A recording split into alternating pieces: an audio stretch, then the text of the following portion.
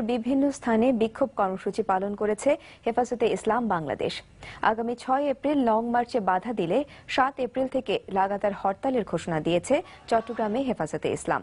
জুম্মার নামাজ শেষে চট্টগ্রাম আন্দর কিল্লা জামে মসজিদ চত্বরে এক সমাবেশে তারা এই হুঁশিয়ারি দেন। এর আগে হাটহাজারীতে বিক্ষোভ মিছিল ও সমাবেশ করে তারা।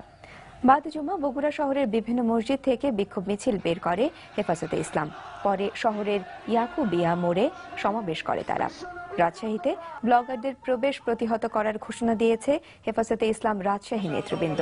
ব্লগাররা রাজশাহীতে প্রবেশ করলে ওই দিন হরতাল আহ্বান করা হবে বলে জানিয়েছেন তারা। দুপুরে নগরীর মালোপাড়া দারুল উলুম হাফিজিয়া মাদ্রাসায় সংবাদ সম্মেলনে এই ঘোষণা দেওয়া হয়। জুম্মা নামাজের পর গাজীপুরের চন্দনায় চৌরাস্তার বিভিন্ন মসজিদ থেকে হেফাজতে ইসলাম জেলা শাখার ব্যানারে ঢাকা টাঙ্গাইল ও ঢাকা ময়মনসিংহ মহাসড়কে বিক্ষোভ মিছিল করে। এ সময় তারা ডাক্তার ইমরান এইচ সরকার সহ অন্য ব্লগারদের নাস্তিক ও মুরতাদ দাবি করে তাদের গ্রেপ্তার ও শাস্তির দাবি জানান। মহানবী হযরত মুহাম্মদ সাল্লাল্লাহু আলাইহি ওয়াসাল্লামকে নিয়ে কটূক্তিকারী ব্লগারদের ফাঁসির দাবিতে জুমার নামাজ শেষে হেফাজতে ইসলামের উদ্যোগে সুনামগঞ্জে বিক্ষোভ মিছিল ও সমাবেশ অনুষ্ঠিত হয়েছে। কুমিল্লায় বাদ জুমা হেফাজতে ইসলামের উদ্যোগে কান্দিরপাড় টাউন হল মাঠ থেকে বিক্ষোভ মিছিল বের হয়। পরে একই স্থানে সমাবেশ অনুষ্ঠিত হয়।